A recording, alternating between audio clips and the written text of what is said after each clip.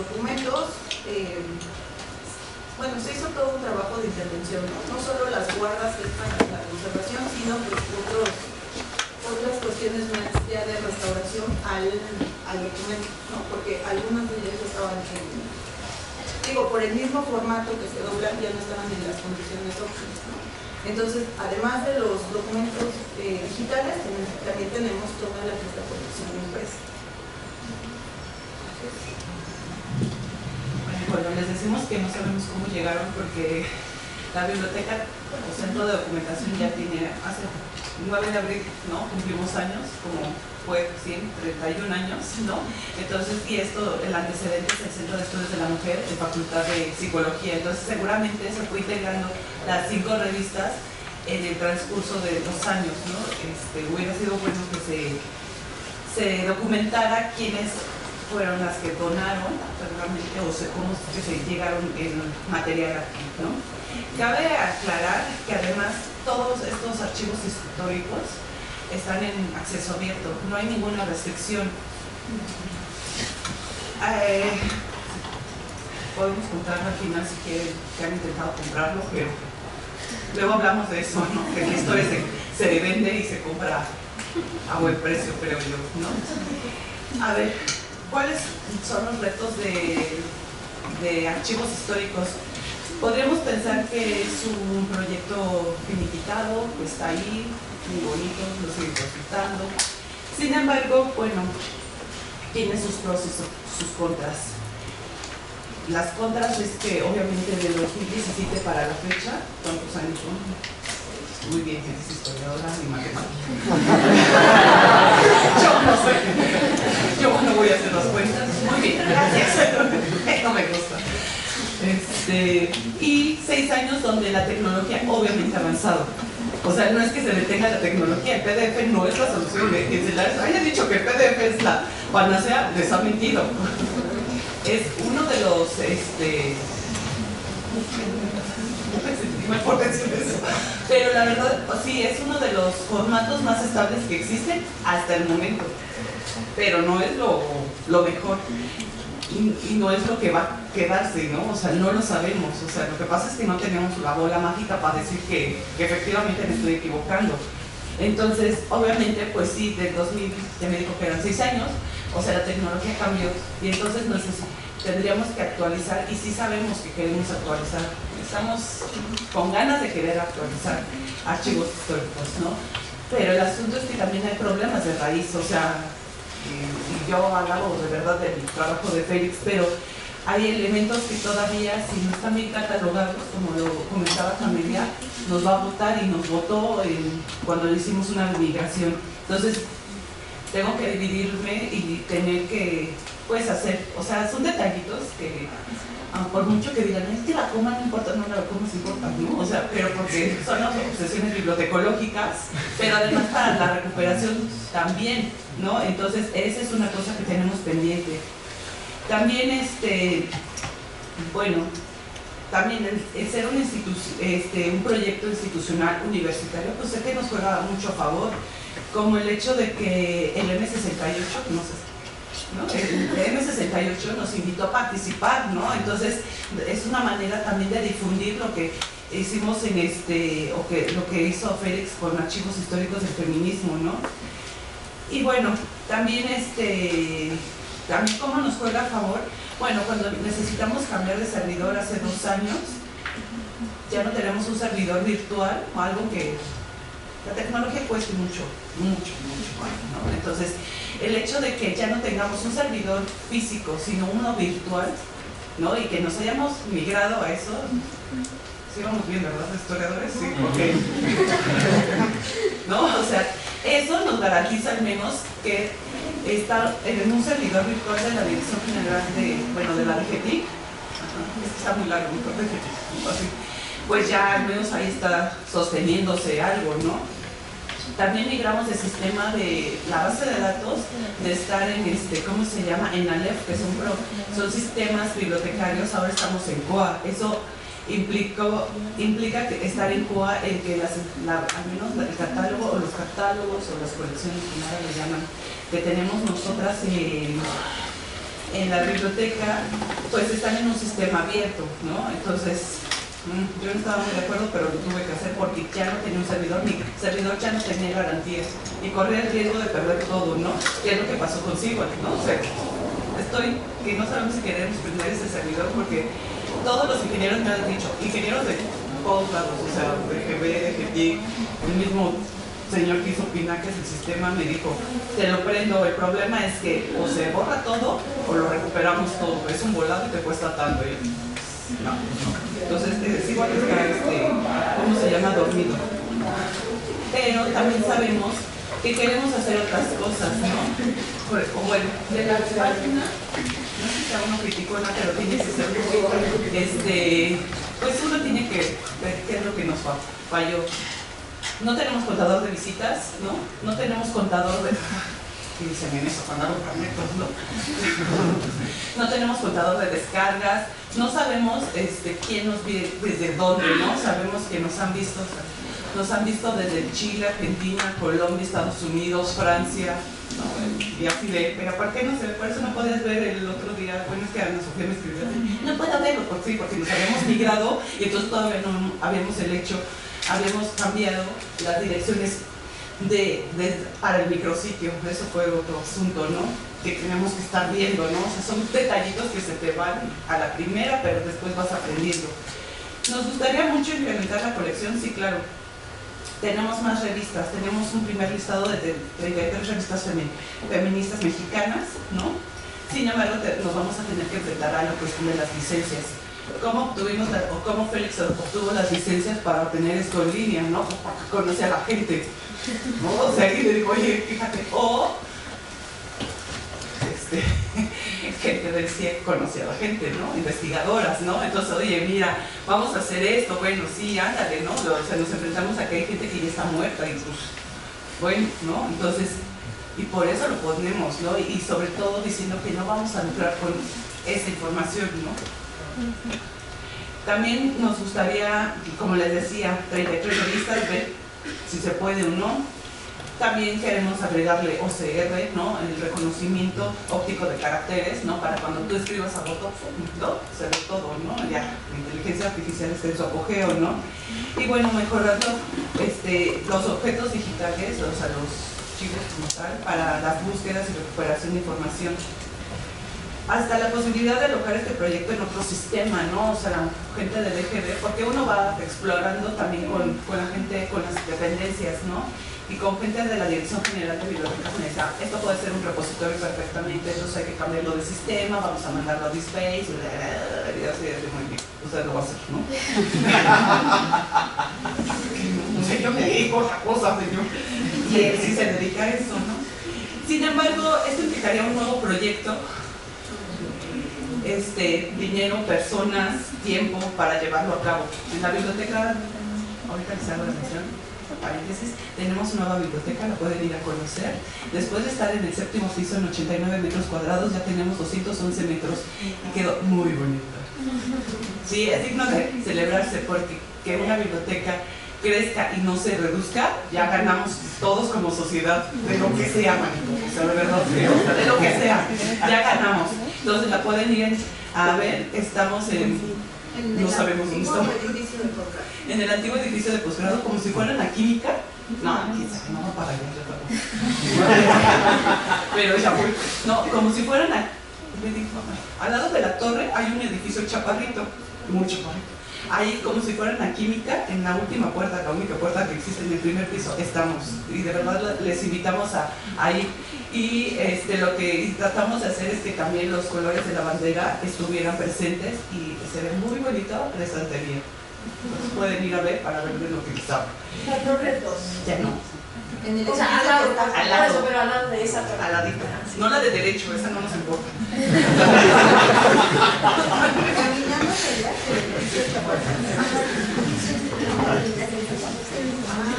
Son de primer semestre. Ay, no, ya saben. Ok. Pero bueno, hacer un nuevo proyecto, pues podemos llevarlo a cabo, o sea, porque somos, o sea, está el 75% de personal de la biblioteca aquí presente, ¿no? O sea, ¿qué necesitamos? ¿Con qué contamos? pues, ¿quién nos va a soltar el varo, no? Sí, proyectos papi, me vamos a integrar a más gente, o sea, ¿saben? O sea, son muchas preguntas que siguen en el aire y que no se nos quitan las ganas de hacer algo más, pero sí, tenemos otras actividades, ¿no? Claro, yo les diría, claro, servicio social y sí, está padre, de verdad es que yo tengo muchos servicios sociales, amo los servicios sociales, porque además es la única manera que puedan enfrentarse a la vida laboral de una manera, pero sí necesitamos sentarnos a pensarlo, a trabajarlo, a ver si qué hay, ¿no? Y cómo lo tenemos, ¿no? Y bueno, de acuerdo a la última pregunta, ya había ¿qué debería hacer la comunidad de historiadores para generar conciencia, difundir y defender la digitalización de fuentes en México? Bueno, aquí en primer término creo que sería importante señalarlo, y creo que ya lo dijo Camila hace un momento, de que no solo es la cuestión de citar como tal la fuente que consultamos, ¿no? Porque digo, como historiadores se nos da mucho, lo consulten tal revista o si está en algún archivo, pero ¿por qué no tenemos esa costumbre también de hacerlo en los archivos digitales, ¿no? Y sabemos que hay muchos, porque te encuentras en la red, ¿no? Que direccionan a los documentos que están en esta base de datos, pero no mencionan de dónde sale. Y entonces la información, pues también se está invisibilizando el trabajo que hay detrás de todas estas personas que hicieron, pues, el proyecto de la sistematización de la información, que es toda la descripción, la catalogación, también la parte del diseño de la página web, ¿no? Toda la cuestión de la digitalización. Entonces creo que sí es importante hacer énfasis en esto, ¿no? O sea, que tenemos que citar no solo la fuente, sino también el repositorio, la base de datos, la página o el sitio de donde lo estemos tomando, ¿no? Porque creo que ya todos estos formatos de citación ahora se han también ido actualizando para que nos permitan hacer esto, ¿no?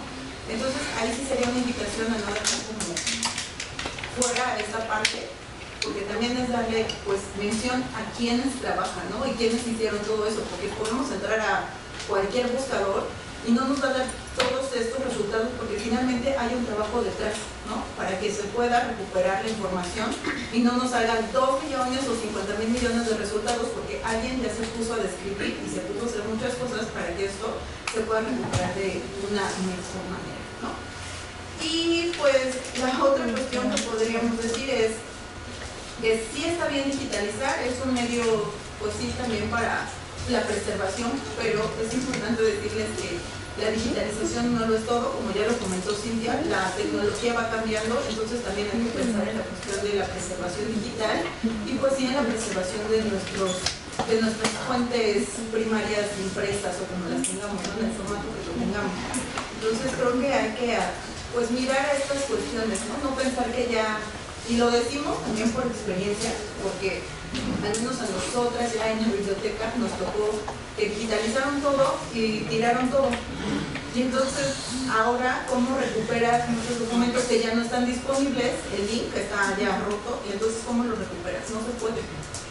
Y son muchos documentos que pues son, a lo mejor eran únicos, ¿no? Y ya no hay manera de recuperarlos. Entonces sí pensar en esa cuestión, porque sí es una buena, es un medio que nos da mayor visibilidad, pero no es todo.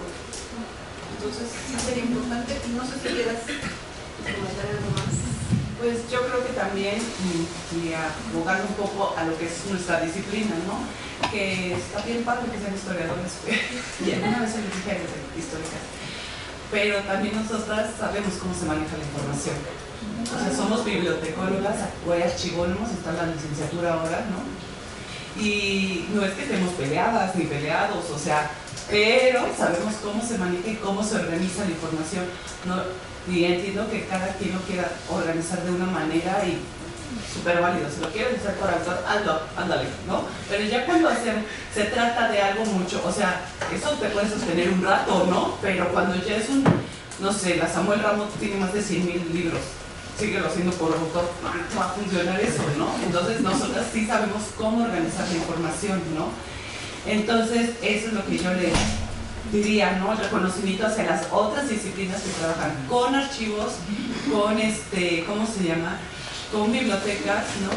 Y bueno, decirles que otras fuentes de información primaria, otros archivos, y eso sí lo tengo que decir porque no dejo de creer que entre más se sepa es mejor, que tienen que usar las bases de datos que la universidad compra para ustedes siempre. Esa es mi letanía de todo el tiempo, desde hace 17 años. Y en el caso del CIEG, en 2019 compramos 3 recursos de información a perpetuidad con Gale, que son los, se llaman Archives of Sexuality and Gender y Women and Students Archive, ¿no?, que son documentos de fuentes primarias de bibliotecas, de archivos que están en Estados Unidos, ¿no? Entonces, esto lo pueden consultar a través de la página del CIEG, porque paradójicamente en la Dirección General de Bibliotecas no está, pero yo les digo dónde se encuentra, y son fuentes primarias de información, ¿no? Entonces, esto sí lo tenemos a perpetuidad y está súper padre la manera en... Ay, sí tienen varo, o sea, dale, pues sí, es una empresa y se vende eso, ¿no? Entonces, y del propio Gale, seguramente también debe de saber, quiso comprar cosas en Olmix,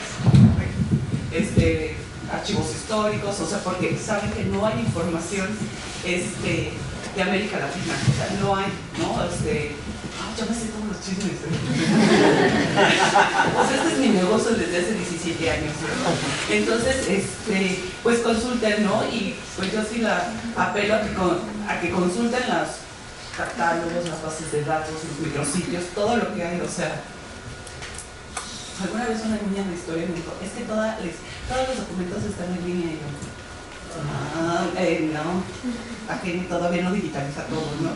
Hace como 16 años, Dirección General de Bibliotecas quería comprar una base de datos que eran todos los archivos que había en bibliotecas de Estados Unidos que había sobre México, y como nadie la consultó, nadie opinó nada, no la compraron.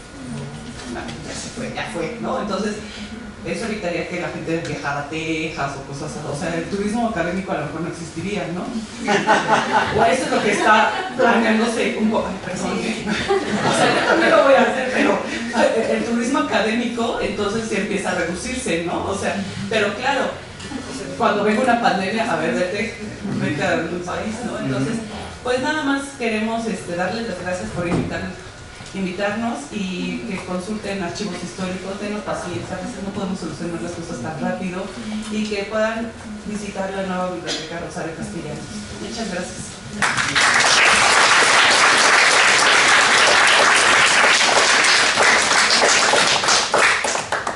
No, muchas gracias a ustedes, realmente gracias por recordarnos, bueno, presentar este archivo que es fantástico realmente, y por recordarnos todo lo que implica pues la gestión, como se nos olvida que estos archivos existen en espacios institucionales pues amplios, ¿no? Con condiciones particulares, entonces bueno, hay todo un entramado que acompaña al archivo, que es importante tener en mente. Y creo que eso, el recordatorio que les podemos escribir, ¿no? Es que a veces hay como una distancia, no sé, imaginaria entre el historiador y el repositorio, que pues yo le escribí a Cintia, me lo resolvió muy rápido, muy bien. No, o sea, eso existe, entonces no dejen de hacerlo.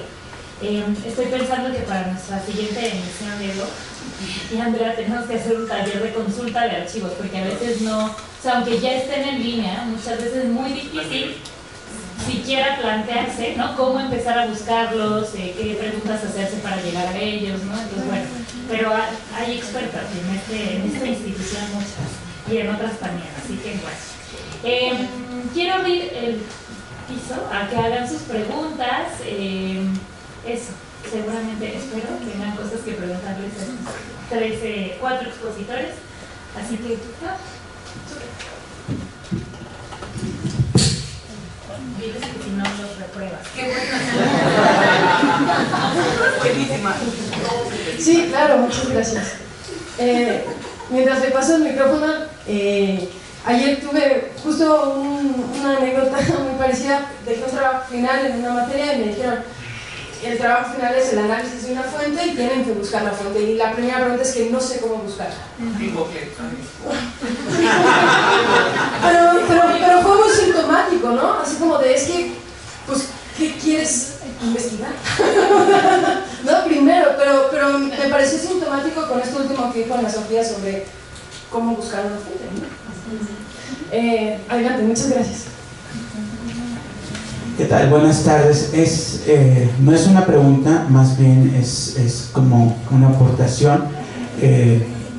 Por el trabajo de investigación que estoy haciendo sobre Toña la Mamonera, acudo mucho a lo que es el archivo histórico digital, la hemeroteca digital de la UNAM.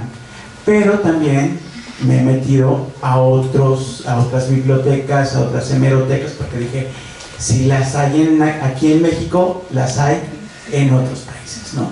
Y entonces me he ido a hemerotecas y bibliotecas estadounidenses y británicas. Y en las británicas, en Oxford, encontré que te señalan ahí cómo citar electrónicamente la fuente, y eso es buenísimo, porque entonces ya no tienes que preguntarte, y pongo las siglas de la hemeroteca digital, o pongo de esta manera, sino ellos solitos te dicen, así lo citas. En el 85 no existía eso. Por eso no supieron citar. Pero bueno, creo que eso nos ayudaría mucho para que esa parte que nos hace falta de correspondencia con las hemerotecas, con las bibliotecas, con los archivos digitales, se diera. Muchas gracias. Sin miedo al éxito. Pero eso es muy nuevo. O sea, lo que pasa es lo que te digo, la tecnología va avanzando. Entonces, hijo, institucionalmente, ¿cómo vas con eso, no? O sea, le está platicando, migramos un sistema que se haga un varo a uno open access, y entonces lo que van a sacar eso, pues Inglaterra ya lo tiene, ¿no? O sea, además consideramos una cosa, las bibliotecas en Inglaterra y en Estados Unidos, nada que ver cómo se manejan aquí en México, ¿no? Entonces sí tienen, pero tecnología y gente y demás. Y peso.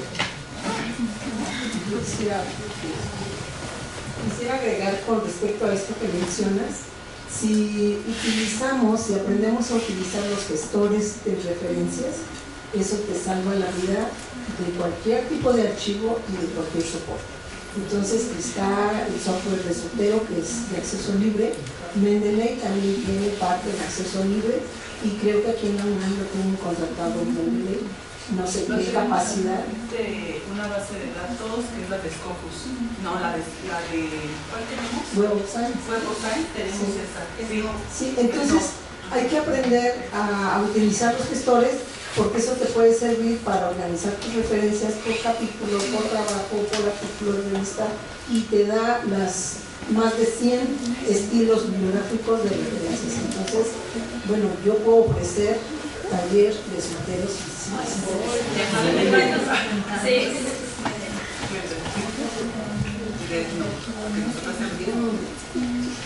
¿Preguntas?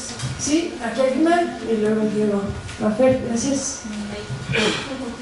Pues primero agradecerle como toda la información que nos han brindado y también la perspectiva, ¿no? Porque muchas veces como historiadores, historiadoras, se nos olvida, ¿no? Que justamente la gestión de la información es muy distinta, tanto en niveles físicos como en niveles digitales.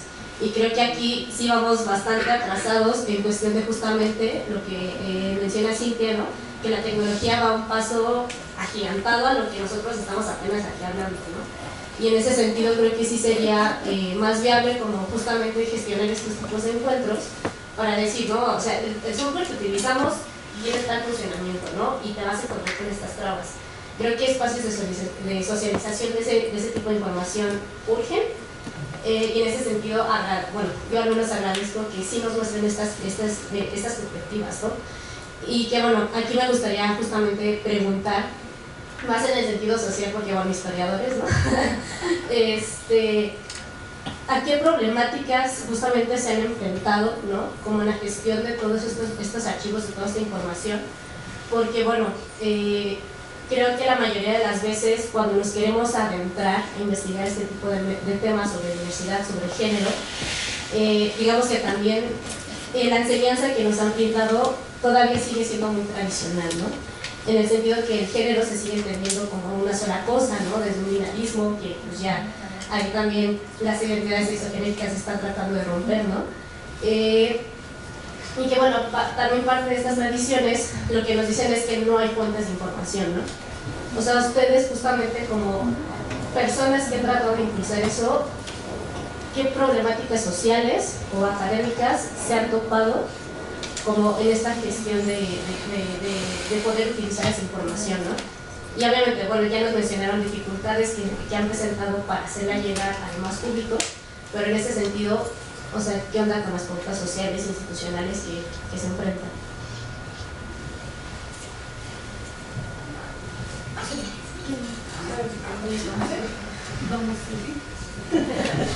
Bueno, entre las dificultades principalmente, desde mi punto de vista, es el problema de la indización. Creo que ahí hay un problema desde la bibliotecología que no se ha trabajado mucho. Yo trabajé lenguajes controlados en estudios de género y esa es una dificultad enorme. Es decir, aquí se utilizan encabezamientos de materia, que es lo que llamamos para tener los lenguajes de recuperación o de consulta, pero el asunto del género no se ha trabajado con los índices de temas. Entonces ahí hay un problema, porque se hace una descripción muy general de los temas. Por ejemplo, se describe trabajo y mujeres, pero no, por ejemplo, la dificultad que hay entre las mujeres que trabajan y están atendiendo una familia. Eso no lo puedes recuperar. Y ese es un problema muy grave, porque aunque haya materiales, no los encuentran. Y no los encuentran no porque no existan, sino porque los índices de temas no están bien trabajados. Ese es un primer elemento. Entonces, el otro es con respecto a que no los encuentras porque no se publican, están invisibles, ¿no? Un poco la intención de lo que nosotros hicimos en Género México fue justamente poner a la luz, por ejemplo, el boletín de CIDAL, que mucha gente no sabe que existe, no sabe que existía CIDAL, porque como dice Ana, eso es cierto, pero bueno, quienes sepan, está en Morelos, fue el primer centro de documentación, es un trabajo que han hecho durante más de 30, 40 años y que nadie lo había visto, ¿no? Y como eso existen otros, Chiloné, que es otro ejemplo de una publicación que está en Estados Unidos, que tienen en algunas bibliotecas que le está vendiendo propuestas, pero que nosotros no tenemos aquí, ¿no? Y aquí se hizo la conferencia. Entonces, ese tipo de problemas son los que hemos enfrentado, el recurso económico, y yo insisto en esto de la descripción de los temas porque creo que es algo que todavía nos falta mucho por trabajar, ¿no? Y es donde nosotros tenemos como bibliotecología, como parte de la disciplina, hacer ver desde tesauros especializados en estudios de género para poder visibilizar todo aquello que no está. Y como mencionaba una canadiense, lo que no se menciona, lo que no se dice, no existe. Y es verdad, porque sí existe, el problema es que no se hace visible. Eso es lo que desde mi punto de vista he entendido a lo largo de los años y por la experiencia que me he enfrentado. Gracias.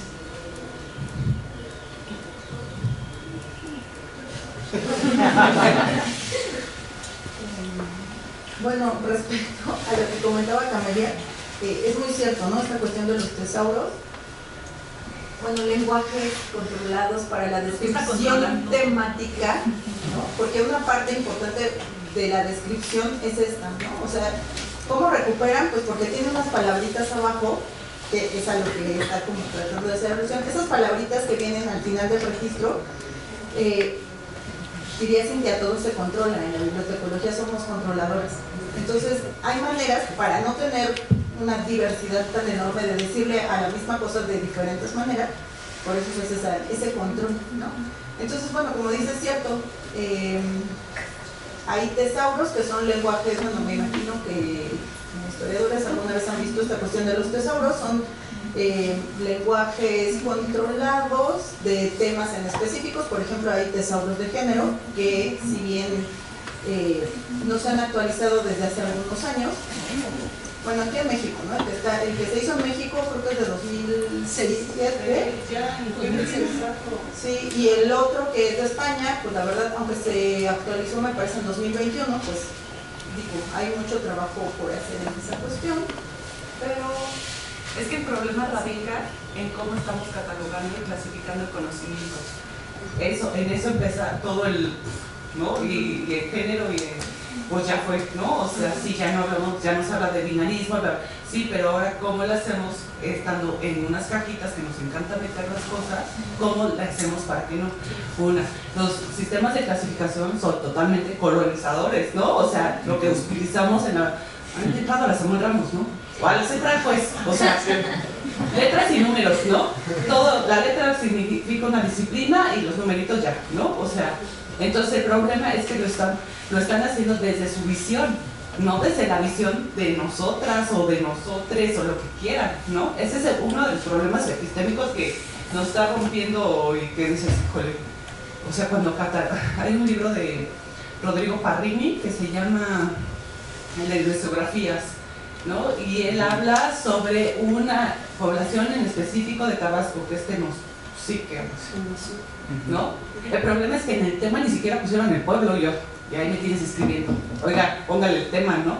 Y ese es un problema, o sea, ¿cómo encajas, bueno, este problema de género, cómo encajas algo que está tan estructurado, patriarcal, tan hegemónico, ¿cómo lo hacemos? Y bueno, pues estamos en una biblioteca institucional, pero en unas bibliotecas institucionales, o sea, ¿cómo le haces para salirte del molde, no? Tenemos que encontramos la manera siempre, porque eso sí somos, ¿no? O sea, tratamos de buscarle y a ver, ok, si no están actualizados, bueno, pues vamos a empezarle a meter la palabra que tú creas, ¿no? Porque pues hacer para los pechos, no sé, pero desde 2006 para acá, yo creo que la cuestión, pues, no sé, queer o no sé qué, todavía no se mencionaba, ¿no? Entonces, pues tratamos de estar como enteras primero de lo que pasa, ¿no? Tenemos, por ejemplo, una investigadora, Luchicha, que ese es su tema, que desde el cerebro no hay una cuestión genérica, ¿no? O sea, bueno, sí, pero luego cuéntame más, y yo así de, ¿ves? Por eso no me encargo matemáticas, ¿no? Porque trato de entender a la cuestión de la biomedicina, ¿no? Entonces, ese es nuestro principal problema socialmente, y cuando lo que decía Camila, lo que dice Alba, no vamos a poder. No, sí vamos a poder. En el sistema que estamos, ¿no? Pero te digo, le tenemos que dar la vuelta para que siga y que se pueda recuperar esa información, ¿no? O sea, todo es, cuando pedimos que es que hay unas cosas que, por ejemplo, no, es que ya hemos analizado todos los temas de la biblioteca de bibliografía, o sea, mejor no lo veamos, omitámoslo y ya mejor nos aprendemos los títulos, ¿no? Es muy complicado, más porque es una disciplina muy bebé, ¿no? Muy nueva, por decirlo así, ¿no? Pero bueno, vamos a tener que hacer algo, ¿no? Y pues entre más fuerza, o sea, más juntos y fuerza, pues creo que es mejor, ¿no?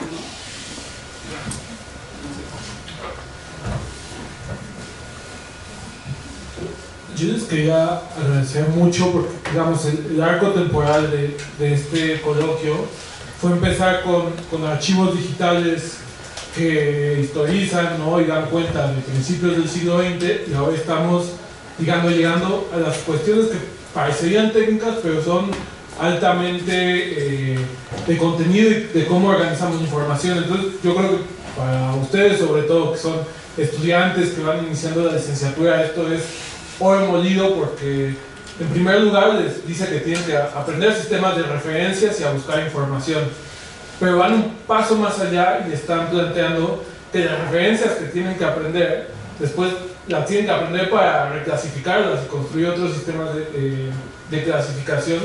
Y es súper interesante que tenga que ver con temas de género y de diversidad, que se estén generando estos nuevos sistemas y nuevas categorías para clasificar temáticas que no estaban en nuestro esquema mental, ¿no?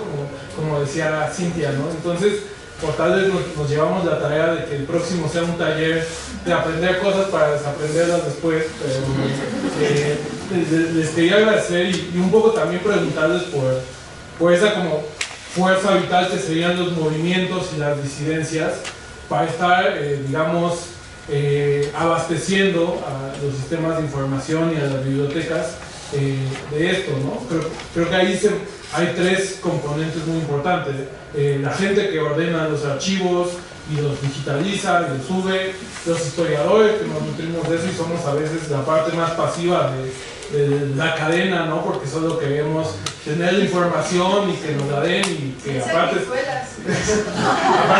que nos den las formas para citar porque Exacto. Pero está la gente que, y a mí eso me parece súper pues admirable del archivo de movimientos y memorias diversas, que es como una energía muy militante, muy genuina de querer pues, registrar lo que está pasando con el movimiento, ¿no? Y eso creo que es muy importante. Entonces, ¿alguna palabra sobre estas sinergias que podríamos hacer entre los bibliotecólogos, los movimientos y los historiadores sanguijuelas que son así? No, sí se tiran al ramo. Sí. Bueno, una de las cosas que podríamos hacer es no dejar a la deriva cualquier tipo de documento. Si nos llega algún documento que creemos o que vemos que puede ser importante para salvaguardarlo, agarrarlo y no soltarlo. ¿Por qué? Porque, pues, como lo decíamos, se va a perder. Entonces, lo agarro, lo digitalizo en el formato que pueda, o si tengo ahí un escáner, lo digitalizo y lo subo, se lo comparto a cuanto más compañero, amigo, novio, novia, amante o lo que sea para que no lo guarde. ¿Por qué? Porque se puede perder. Entonces el documento lo meto a su bolsita de plástico, en un folder, le pongo de qué trata, de que si tiene fecha, es importante. Las fechas son importantísimas. Todo documento hay que tratar de ponerle una fecha, porque si no, nos quedamos con que pues me encontré este documento, pero no tiene fecha. Pero pues lo leo y a lo mejor me da alguna seña de más o menos cuándo fue. Entonces, pues con lapicito en la parte de atrás o en una esquinita le pongo la fecha aproximada de que nos diga el documento. Entonces es ir salvaguardando, poniendo fechas, digitalizar y ponerlo en salvamento lo mejor que se pueda. El documento, fotografía, afiche, póster, ropa. Nosotros manejamos también ropa, tenemos mucho ropa leather que nos han ido donando, entonces hay que guardar esa ropa, ¿no?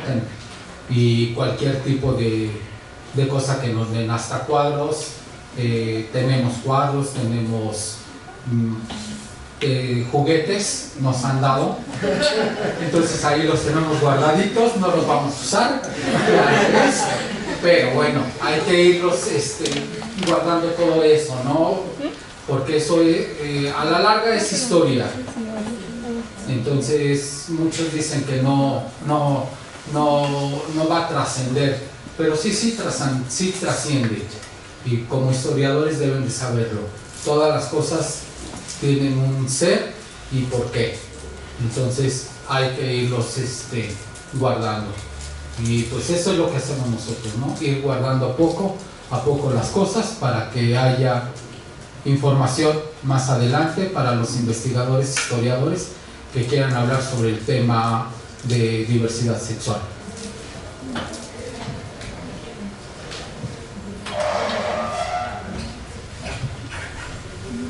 Sí, aprovechando esto que dices, creo que algo que podríamos ir contestando la pregunta. No, pero pensé mucho en esto. Los archivos, tanto el Colmex como del CIEG, son revistas, ¿no? Son publicaciones periódicas, que son uno de los pocos, digamos, documentos en donde está clara la participación pública de las mujeres, de las minorías sexuales, etc. Pero para estudiar el género hacen falta muchas cosas, muchas fuentes muy distintas. O sea, las revistas pueden servir efectivamente para los juguetes sexuales, sirve, ¿no? La correspondencia sirve. Sirve más la publicidad a veces de estas revistas que el propio contenido de los artículos. Entonces, como historiadores, creo que una de las responsabilidades que tenemos es pensar de formas más creativas a las fuentes, ¿no? Y a las fuentes que podemos usar, a las fuentes que necesitamos, y hacer un esfuerzo también pues, de pensar cómo comunicar esto a su vez a los archivistas, ¿no? O sea, es decir, las publicaciones periódicas son muy importantes, sí, pero también hay otros. O sea, eso de los juguetes sexuales va a ser una joya, ¿no? O sea, pues sí, imagínense, en 50 años, o sea, igual ya cambió tanto como experimentamos la sexualidad, que eso va a ser invaluable, y eso no te lo cuentan, por más que uno quiera, no casi, pues, o sea, los escritores en una revista muy erudita que acabó en el repositorio de la UNAM, ¿no? Difícilmente. Entonces, bueno, creo que hay una responsabilidad también en pensar las fuentes, sobre todo para este tema, que está tan, pues sí, oculto, ¿no? O oscurecido, porque el género pasa por canales que a veces no tenemos tan conscientes. O sea, no todo es la militancia, las ideas, existe en la cotidianidad, ¿no? El justo existe en la cotidianidad. Entonces, ¿cómo empezamos a pensar en fuentes que nos puedan hablar de eso y cómo empezamos a dialogar y a compartir la preocupación por buscar esas fuentes también? Porque existen, ¿no? Entonces, eso es algo que diría. ¿Alguien más? ¿Otra pregunta? De hecho, el libro de Un archivo de los sentimientos de Anne Chekhov habla sobre eso, ¿no? Pero sí está bien padre que lo diga ella, una gringa, ¿no? Pero ¿cuál es la versión Pues es que sí, o sea, volvemos a lo mismo. Siempre las referencias para afuera, pero ¿cuál es la parte que nos toca a nosotros como México, como, no sé, la sexualidad mexicana, cómo se vive, ¿no? Entonces, pues ahí tienen un tema de investigación. Entonces, los juguetes sexuales. No, pero bueno, ese libro es muy bueno, el de Anne Chekhov, que es el archivo de los sentimientos. ¿Otra pregunta, alguien? Bueno, Bueno, ya que me preguntas, yo lo que les invito es hacer estas comunidades epistémicas que nos pueden servir para entablar diálogos y poder construir en la investigación, construir conocimiento y que no haya esa lejanía, ¿no? Yo les puedo dejar mi correo cuando quieran, cuando tengan duda. Además voy a dar curso para uso de bases de datos con perspectiva de género. Si les interesa, igual se los comparto para que ustedes puedan acudir y de verdad acérquense, porque nos hace falta tanto a nosotros como bibliotecólogos o bibliotecólogas como a ustedes, como investigadores o futuros investigadores en historia, para retroalimentarnos y poder construir herramientas más creativas o más nutricias para todos, ¿no? Eso sería mi invitación. Y gracias nuevamente por la invitación. No, al contrario, gracias a ustedes, gracias a todos ustedes por asistir, gracias a Andrea por hacerlos asistir. Pero la verdad sí. Gracias a Andrea y a Diego por organizar esto. Me ha dado mucho gusto participar con ustedes en esto. Y bueno, pues nada, aquí damos por terminado este ciclo que ha sido riquísimo. Yo creo que estaremos haciendo más cosas después de este. Bueno.